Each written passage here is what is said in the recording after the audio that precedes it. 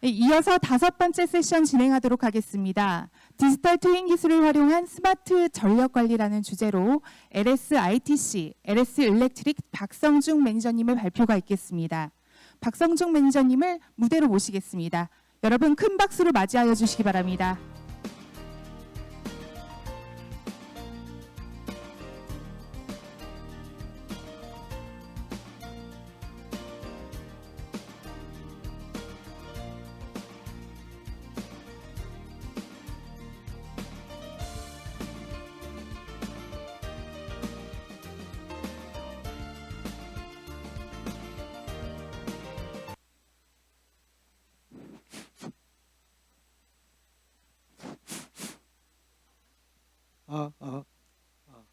네, 반갑습니다. 저는 LS 일렉트릭의 신사업 기업을 맡고 있는 박성준입니다. 반갑습니다. 저희 오늘 이렇게 클라우드 이렇게 서비스에 이제 처음 클라우드 파트너들 이렇게 보니까요. 네, 실제로 이렇게 제조업체는 별로 없는 것 같습니다. 그래서 이제 클라우드 서비스 업체와 어떤 IT 서비스하는 파트너들은 이제 많이 봤고, 실제로 이제 저희 같은 이제 제조업체들은 많이 없는데, 그럼 이제 저희 LS 일렉트릭에서 생산하는 모든 제품들을 어떻게 디지털 트윈을 해서 데이터 센터는 어떤 크리티컬 파워 솔루션에 적용하는지 한번 가볍게 한번 짚고 넘어가려고 합니다. 근데 실제로 보면은 저희가 글로벌하게 이제 여러 국가에 이제 그 배전반이라든지 솔루션을 제공하고 있지만은, 근데 실제로 이게 디지털 트윈이라는 걸 접목하기에는 많은 시간적인 괴리감이 좀 있는 것 같습니다. 실제로는 2010년도에 저희가 이제 처음으로 이 시스템을 제공했지만은 그때는 많은 문제점이 있었어요. 어떤 소프트웨어적인 문제는 해결이 있었는데, 그때도 뭐 실시간 렌더링이라든지 아니 3D 모델링 이런 기술들은 많이 있었는데, 실제로 이거를 인프라에 적용하기 위해서는 실제로 하드웨어에 대한 어떤 진단이라든지 이런 아날로그 데이터들 저 상위까지 올려보낸 단계들이 너무 복잡했고, 그래서 넘어가야 되는 데이터 허브가 너무 많았었기 때문에 레이턴시가 굉장히 많이 걸렸었습니다. 그래서 실질적으로 저희가 프로토타입을 개발을 했더라도 실제로 상용화가 안 됐던 게 이제 이런 문제가 좀 있습니다. 그래서 만약에 무슨 저희가 컨트롤하러 어떤 오브젝트를 뭐 클릭하거나 어떤 모니터링 할 때 보통 이제 클릭을 하고 나서 뭐 한 10초 뒤에 30초 뒤에 어떤 이벤트 드리븐이 발생된다 그러면은 사실 이게 실시간이라고 볼 수는 없거든요. 이제 그러다 보니까 이제 레이턴시가 너무 많이 지나고 있다. 그래서 이 부분에 대해서 좀 문제가 있었고, 그 다음에 이제 디지털 트윈이라는 건요. 실제로 어떤 지금 같은 경우는 데이터 센터도 그렇지만은 시설물 관리자가 각 전문성마다 분화돼서 이제 담당자 할당돼 있어요. 전력이면 전력, 그 다음에 기계면 기계, 공조면 공조, 방범, 화재 이렇게 전부 이제 분할해서 돼 있다 보니까 디지털 트윈은 한 번에 다 모아서 볼 수 있는 기능을 제공합니다. 그러다 보니까 부서마다 어떤 사일로 현상을 제가 느낀 적도 있고요. 그래서 최근에는 저희 시스템은 저희가 2022년부터 런칭을 해서 글로벌 전시회 뭐 그 한우 메세라든지 미국 IEEE, 그다음에 싱가포르 데이터 센터 월드에 글로벌 전시회에 계속 출품이 됩니다. 그래서 이제 저희가 갖고 있는 모든 제조 설비들은 전부 디지털 트위너를 통해서 이제 상위에 올려보내줄 거고요. 그래서 이제 고객들은 기존에는 이 장비는 전력 장비는 일단 고장이 나고 일단은 사고가 나면 트립이 생기면은 그때 이후에 성능을 알 수 있다는 치명적인 단점이 있습니다. 그 전에 성능을 알기가 이 전력이라는 어떤 품질 자체가 좀 이상하게 쇼트가 났다, 단락이 됐다. 이제 이런 상황에서 먼저 인지를 하고 그런 상황에 벌어졌을 때 전력 장비가 동작이 될까 안 될까는 굉장히 어려운 문제 중에 하나입니다. 그래서 이런 것들을 이제 저희 제조업체 단계에서는 디지털 트윈을 통해서 우리 고객 운전자들한테 사전에 모든 문제점을 시각적으로 보여줄 수 있다 그러면은 상당히 이거는 어떤 제조물이나 어떤 디지털 트윈에 좀 혁기적인 어떤 방법이 되지 않을까라고 생각이 됩니다. 그래서 오늘은 저희가 갖고 있는 그리스올 큐브입니다. 그리스올 큐브에 대해서 간략하게 좀 말씀드리고 이제 편안하게 들어주시면 됩니다. 그래서 뭐 적을 건 없고요. 그래서 여기서 LS 일렉트릭에서 제조물에 대해서 디지털 트윈을 어떻게 적용하고 있고 어떻게 시각적으로 인지를 하느냐, 이제 그거를 어떻게 활용하느냐에 따라서 이제 보시면 될 것 같습니다.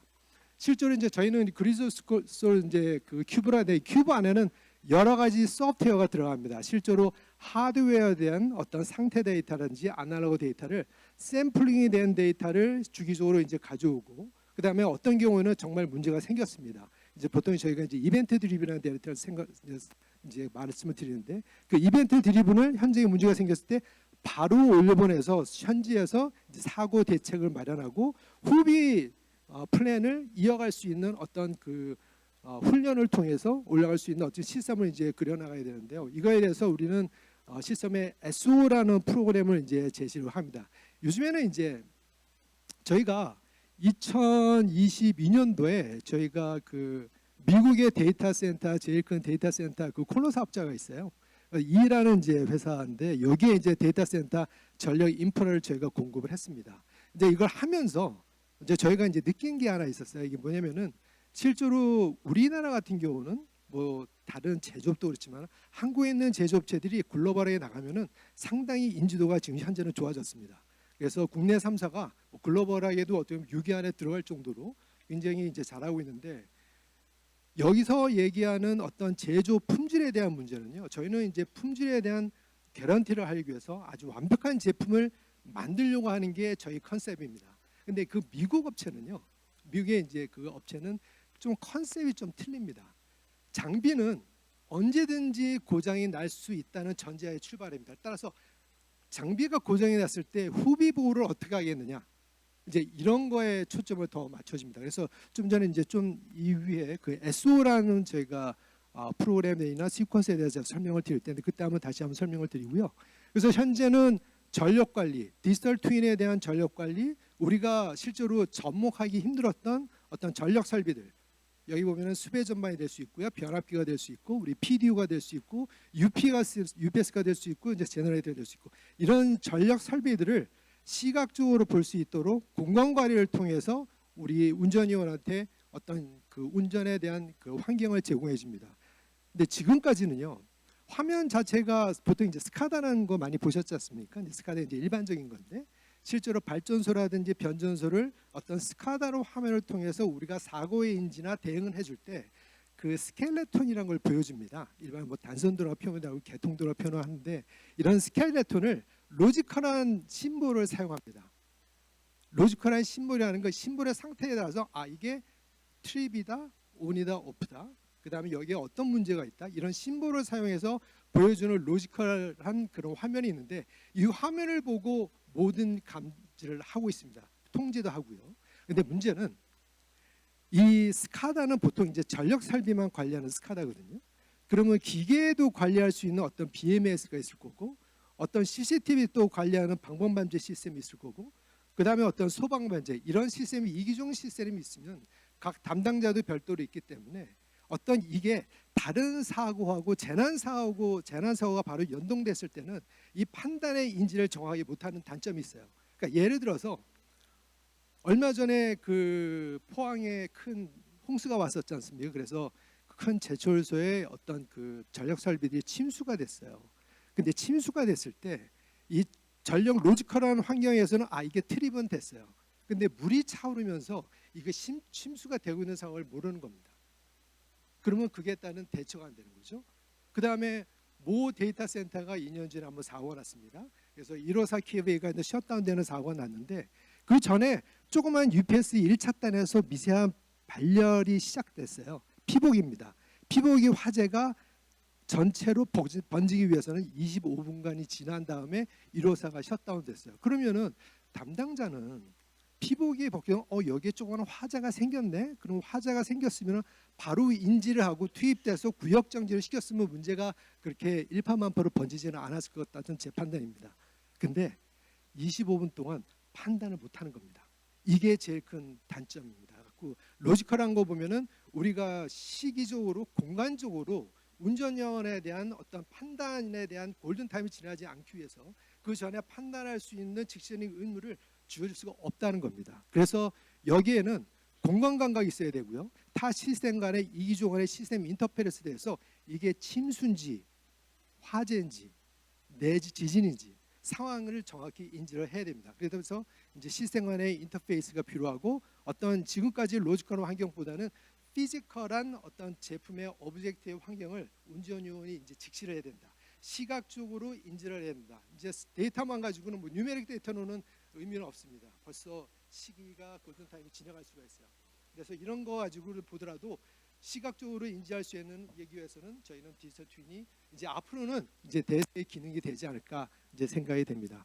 또 하나는 이제 두 가지 이제 첫 번째 그 전력 관리를 보면 이제 두 번째는 글로벌하게 이제 저희가 그 미국이라든지 이제 영국, 싱가포르에 이제 제안을 하다 보면은 이제 에너지 관리에 대한 부분도 사실 이슈사항입니다. 이번에 6월달에 산자부에서 이제 공부를 했죠. 그 분산전원 특별법이라고요. 이제 분산전원 특별법이 우리 에너지 관리하는 사람들한테는 굉장히 우리가 관심 있게 지켜봐야 될 사항입니다. 이거는 뭐냐면요, 실제로 경기도에는 전원을 받을 수 있는 계통의 한계가 와 있습니다. 그렇기 때문에 이제는 지역별로 차등 요금이 부과될 수가 있어요. 전력 요금이 지역별로 틀려진다는 얘기입니다. 그리고 그 지역에서 데이터 센터 같은 경우 데이터 센터 요즘에는 뭐 20메가 하이퍼스케일러 넘어가 40메가 정도 이런 게 전력을 사용하는데 이러려 그러면은 실제로 거기에 맞는 전원은 바로 인근에서 사용해야 된다. 이런 분산전원 특별법이 이제 발효가 됩니다.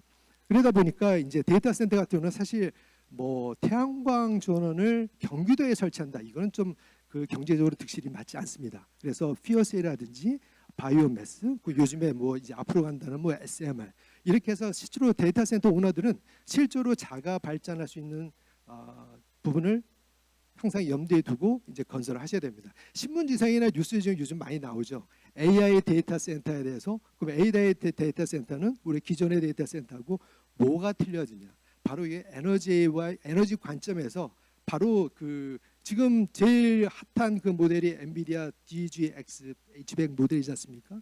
이 자체가 10kW예요, 전원이.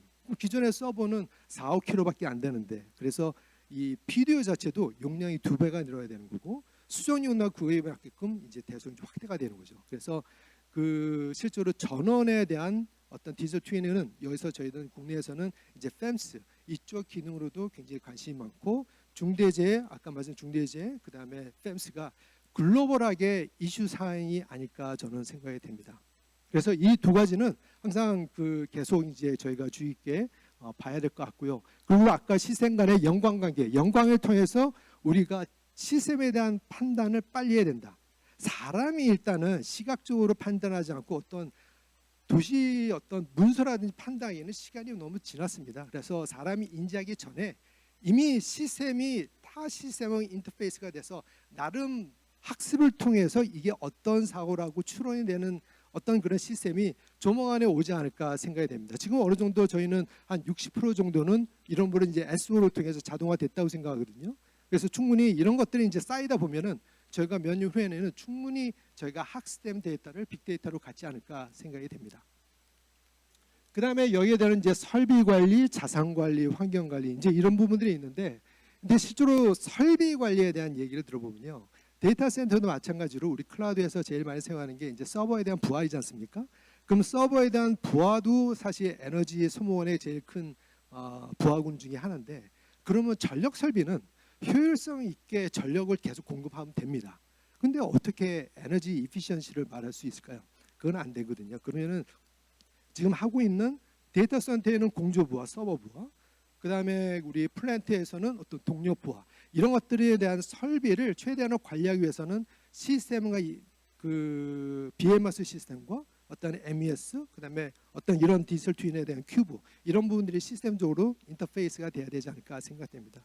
그래서 저희가 좀 서두에 좀 말이 길었는데요. 그러면은 이렇게 어떤 개념을 보시고 저희가 짤막하게 한 3, 4분 정도 제가 동영상을 아마 보여드리겠습니다. 그래서 실생활에 어떻게 적용되는지 그래서 이런 저희는 큐브 스테이션이 저희 공장에 이제 청주에 오시면 저희 공장 1, 2공장이 있습니다.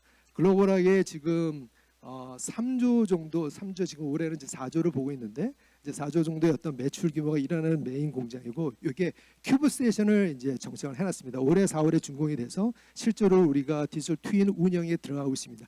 요거를 어떤 식으로 활용하는지 제가 짧게 동영상으로 보여드리겠습니다.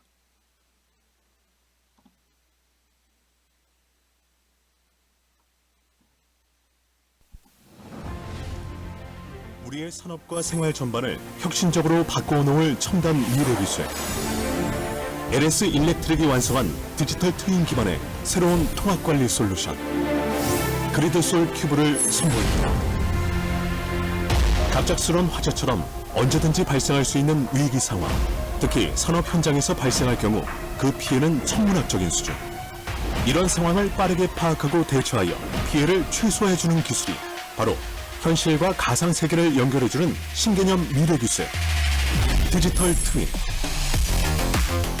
디지털 트윈이란 실제 세계와 가상 세계를 실시간으로 통합하는 기술로 실시간 모니터링을 통해 더욱 안전한 통합 관리를 가능케 해준다는 점에서 전력 산업의 진보적 미래 기술로 주목받고 있습니다.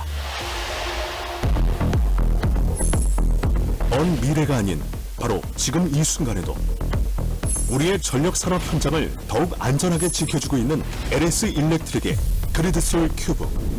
과연 실제 현장에서는 얼마만큼의 위력을 발휘할 수 있을까요?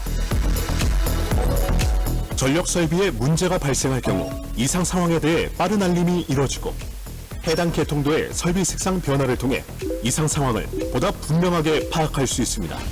또한 이상이 발생한 해당 판넬로 이동하면 3D 기반의 디지털 트윈을 통해 실제 판넬처럼 시각화된 이미지로 보다 정확한 상황 판단이 가능하며 주요 기기 및 센서 현황을 한눈에 알려주는 진단, 다양한 차트를 통해 전력 상황을 알려주는 계통, 전격 대비 부하율을 살피는 에너지까지 더욱 정확한 모니터링이 가능합니다.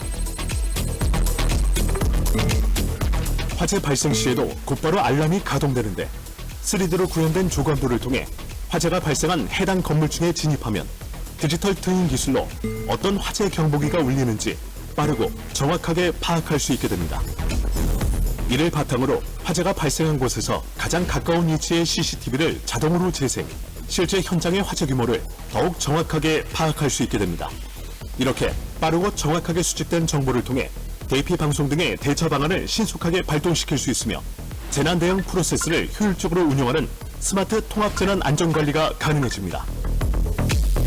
이와 더불어 그리드솔 큐브는 에너지 사용 가시화로 낭비에 대한 정확한 원인을 분석하고 최적화된 에너지 운영을 통한 에너지 절감 및 탄소 배출 저감에도 큰 효과를 가져올 수 있습니다. 이러한 이점 속에 그 활용 범위를 더욱 넓혀가고 있는 그리드솔 큐브. LS 일렉트릭이 쌓아온 신뢰의 기술력으로 완성된 그리드솔 큐브를 통해 발생 가능한 모든 사고와 위험으로부터 소중한 전력 설비를 더욱 안전하게 지킬 수 있습니다. 미래통합 관리 솔루션 그리드솔 큐브가 더욱 스마트한 전력 현장을 가능케 합니다.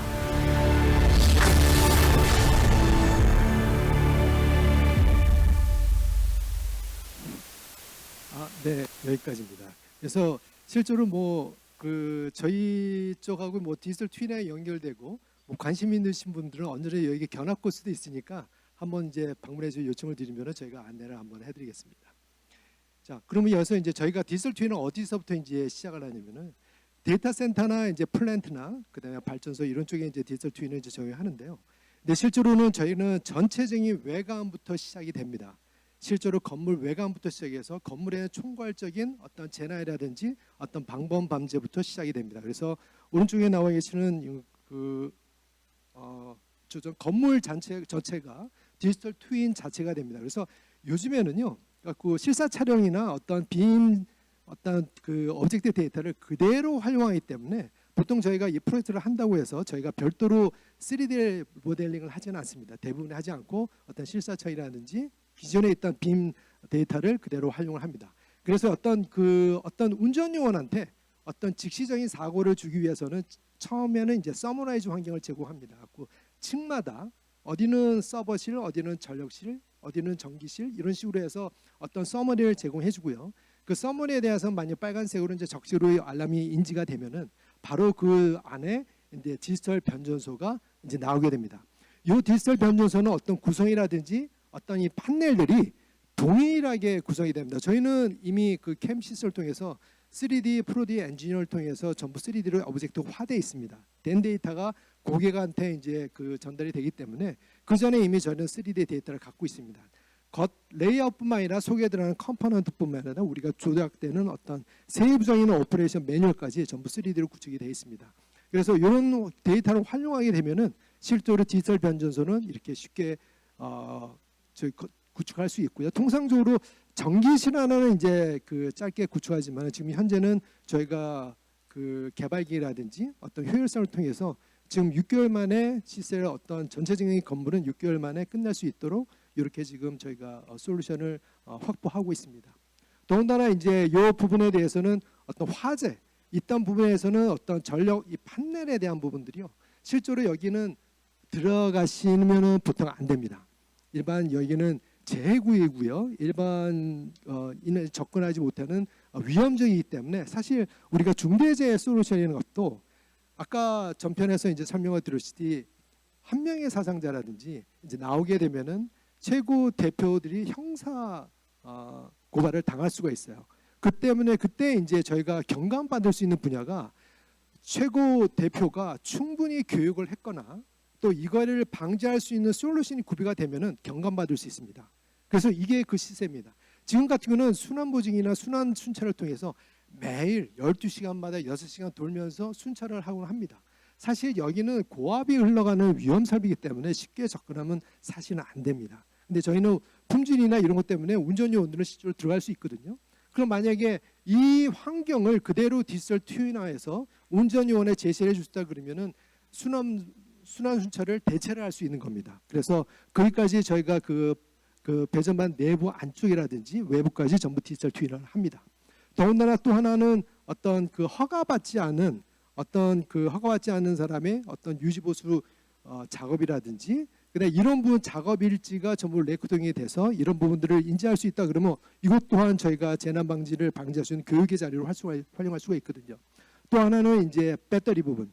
이제 지금 리튬이온 배터리가 화재가 많이 좀 예전에 발생됐지 않습니까? 지금은 그 운전 그 레이쇼를 많이 줄여가지고 지금은 좀 많이 줄었는데 일단 배터리가 가는 화재 그 유발 지역에 대해서는 저희가 직접적으로 디지털 트윈을 해서 원거리에서 직접 사고가 나기 전에 상황을 시각적으로 보일 수 있는 디지털 트윈화를 시킵니다. 이제 그런 것들이 이제 차별점이 될 수 있겠습니다.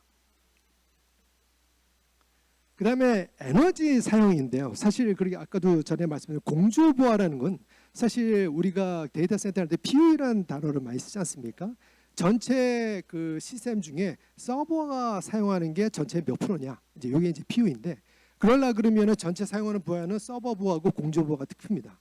그럼 공조 부하를 줄여야 우리가 에너지 효율을 느낄 수 있고 아까 분산전원 투표법에 말씀드린 것이 이미 전기료는 계속 우상향을 할 겁니다. 그럼 거기에서 우리가 운전 요원들이 실제로 할 수 있는 그 에너지 이피시언시 기능들은 그럼 적절하게 렉의 배분이라든지 전력 장비 배분을 통해서 어떤 공조 방식을 평준화시킬 수 있습니다. 그래서 이게 저희가 하고 있는 CFD 기능이 이제 적용된 건데요. 실제로 여기 보면은 실제 시각적으로 적색 부분, 그 다음에 청색인 부분, 녹색인 부분 이렇게 시각적으로 알 수가 있죠. 그래서 이쪽에 과열 지역하고 관행 지역하고 분들을 해보면은 과열 지역에 있는 렉을 관행 지역으로 이동을 시킵니다. 그래서 크랙에 공급되는 어떤 냉방 부하를 이분하게 배포를 시킬 수가 있어요. 이름으로써 이제 전기 요금을 이제 다운시킬 수 있도록 저희가 시각적으로 에너지 밀표상을 이제 보여줄 수 있습니다. 그다음에 전력량 분포라든지 어떤 발령량 분포에 대해서 최대한 온도를 이제 저희가 그 원하는 온도로 이제 낮출 수 있도록 저희가 이제 조절을 하게 됩니다. 지금 나오는 그 아까 엔비디아 그 서버 그 DGX 100 서버도 실제로 10kW고 현재는 예전에는 요게 크랙이나 장비를 떠서 이제 냉방을 부하를 하지 않습니까? 근데 지금은 이제 뭐 당장 그렇게 우리가 리퀴드 쿨링이라는 기술이 이미 그 좀 특정 데이터 센터에는 보급이 되고 있고요. 어떤 리퀴드 쿨링은 실제로 유전 다이렉팅 워러에 실제로 서버를 담가버립니다. 그렇게 해서 냉각을 계속 유지할 수 있고요. 또 하나는 그 칩 부분에 어떤 냉수나 된 급수 이걸 통해서 저희가 리퀴드로 냉방을 하는 기능이 있습니다. 물론 전체적으로 생각할 때는 지하에 있는 칠러라든지 크랙 장비에 대해서는 효율량을 많이 줄일 수 있는 반면에 별도의 시스템이 들어가야 되고 또 거기에 맞는 서버를 저희가 선택을 해줘야 되고 이런 좀 단점은 있어요. 근데 추후에는 이런 냉방에 대한 부분가 벌써 서버에 대한 영향을 줄 수 있기 때문에 이런 부분들이 데이터 센터 설계 시에는 첫 번째로 반영될 요소가 아닐까 생각이 됩니다. 그다음에 중대 재해사고라는데 이제 저희는 이제 중대 사고로 치면 이제 해외에서도 미국이나 유럽에서도 이제 사파라는 규정이라 씁니다. 근데 사파 규정이라는 거 아까 말씀하셨듯이 실제로 이런 건 충분히 우리가 경감받을 수 있는 어떤 교육이라든지 시스템을 구비할 수 있다 그러면은 우리가 좀 어느 정도 경감을 받을 수 있습니다. 그래서 우리가 이 수배전만 이제 내부로 이렇게 보면요. 실제로 여기 차단기가 있습니다. 이 차단기라는 거는 메인 인커밍하고 아웃고잉 에 문제가 생겼을 때 후비 보류에서 그 전력이나 전류를 차단시켜주는 기능을 합니다. 근데 그 차단을 위해서 인지하는 어떤 그 센서류라든지 CTPT 센서류, 부스바, 케이블 이쪽의 부분들이 세부 그 접속 포인트마다 전부 위험 리스크가 다 있습니다. 그래서 헐거워지거나 아니면 FC가 변형이 되거나 그럼 사전에 이게 벌써 문제가 보입니다. 근데 이거는 실제로 문을 개폐하고 나서 보지 않으면은 판단하기가 좀 힘들어요. 근데 우리가 전력을 일단 투입이 되면 데이터 센터 같은 경우는요. 보통 통상 뭐 3년이나 5년 지나도 여기서 비활산 작업을 거의 하지 않습니다. 물론 한 번은 이제 비활산 작업을 하긴 하는데 그 전까지는 계속 활산 상태 유지를 해야 됩니다. 그래서 쉽게 열지는 못해요. 그래서 이런 상황을 이제 운전요원이 시각적으로 볼 수 있다 그러면은 실제로 초도 진단이 가능한 상태가 됩니다. 그래서 그런 부분을 위해서라도 저희가 입해서 스위치기어라든지 저희가 하고 있는 변압기, 그다음에 초과되는 GIS, 초과 변압기 이런 거는 저희가 디지털 튜닝을 합니다. 더군다나 이런 것들을 동일하게 이제 그 저희가 스위치기어라는 수배전만이라는 환경을 동일하게 이제 디지털 튜닝으로 옮겨서 실제로 여기서 작업을 통해서 들어가지 않더라도 외부에서 충분히 다 작업이 가능하게 돼 있습니다. 그다음에 이제 자산의 건전성인데요. 사실 이 전력 장비라는 이놈이 아까도 초대에 제가 말씀드렸지만 사고가 나기 전에는 이게 정상적인 건지 아니면 비정상인지 다 알고 운전하는 건지 잘 모릅니다. 일단 사고가 나 봐야 사고를 제대로 끊어줬으면 정상적인 장비고 사고를 제대로 해결을 못 해주면은 비정상적인 거죠. 그래서 사전에 전력 장비는 초도 진단이 제일 중요합니다. 그럼 이 초도 진단을 하고 나서 그다음 후비부를 어떻게 해야지? 이제 이런 부분을 따라보면은 저희 같은 경우는 이제 그 크리티컬 파워 솔루션을 사용하고 있는 병원이라든지 군부대, 데이터 센터 같은 경우는 실제로 이런 시스템들이 도입돼 있다 하더라도 거의 다 수동 작업을 해요. 그러니까 예를 들어서 이제 한전이나 유틸리티에 오는 전원을 이제 받으면 여기서 문제가 생기면은 그 다음에 후비 뭐 백업 라인으로 절차하지 않고 몇 가지 좀 단계가 있습니다. 그래서 뭐 메인 그 한전 라인이 뭐 여러 가지 상황에서 순간 정전일 수도 있고 영구 정전일 수도 있는데 순간 정전을 탐지하려고 그러면 좀 기다려줘요. 한 1, 2초 정도 기다렸다가 다시 한번 리클로징 했다가 또 기다렸다가 이렇게 해서 그러면 여기서 만약 영구 정전으로 판단되면 그 다음에 후순위로 이제 발전기라든지 이런 시스템 넘어가죠. 근데 그 상황이 버틸 수 있는 상황이 보통 데이터 센터나 이런 병원 같은 경우는 1분에서 5분입니다. 골든 타임이 맥시멈 5분. 5분 내에 이걸 판단하지 않으면은 셧다운이 일어날 수가 있어요.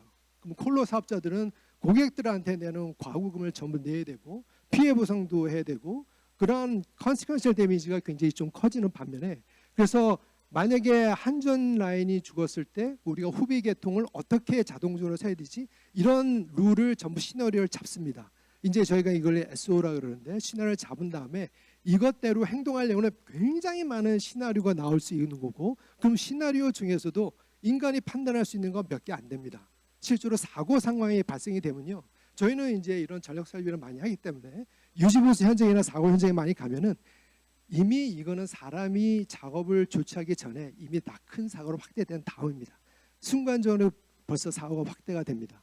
그래서 이런 것들은 실제로 운전하는 나중에 데이터 후색들을 보고 이게 사고가 어떤 경우로 났고 어떤 후비 보호가 안 됐기 때문에 여기까지 번졌더라. 이미 다 끝나고 나서 이후에 이제 판단이 될 수 있습니다. 그래서 이런 어떤 SO에 대한 어떤 비상운전이라든지 건전성은 우리가 이 시스템의 하드웨어를 통해서 클라우드라든지 IT 단에서 해결해 줘야 될 숙제라고 봅니다. 네, 이런 것들은 저희가 지속적으로 이제 좀 고민을 할 테고, 또 여기 이제 IT AWS 파트너분들하고 같이 아이디어를 많이 주었으면 좋겠습니다. 그다음에 AI 기반 예지 보전인데, 초대에 제가 말씀드렸죠. 어떤 이런 사고의 진단뿐만 아니라 에너지 소모에 있어서 1년 전에 6월 21일 날부터 6월 28일까지 에너지에 대한 패턴은 이렇더라. 어떤 진단에 대한 사고 진단, 이런 사고가 났을 때 사전에 우리가 파셜 디스차지 찍어보니까 영상이 이런 현상으로 나오더라. 이런 것들을 자기 학습으로 계속 하다 보면요, 추후에는 이런 사고가 상황이 나왔을 때는 어떤 사고로 이어질 수 있겠다는 것을 예측해 볼 수가 있습니다. 그래서 이제 저희는 이제 학습을 통해서 이제 추론하는 기능인데, 저희 같은 경우는 이런 부분들을 이제 추론을 해서, 그럼 과연 이게 노이즈냐 패턴이냐 이제 구별하는 게 우선이겠죠. 그래서 이런 노이즈는 빼고 패턴에 대한 자기 학습을 통해서 우리가 예지를 해줍니다. 실제로 이렇게 예지를 해줄 때 그만큼 과거 데이터가 많이 있으면 좀 더 정확한 데이터가 나올 수 있고, 그렇기 때문에 저희가 한 3개월 데이터 나오면은 한 이틀 데이터는 저희가 에너지 소모에 대한 예지 정비를, 우리가 예지 기능을 추이를 판단할 수가 있습니다. 거기까지 이제 저희가 예지 보정 기능이 이제 기능에 이제 넘어왔고요.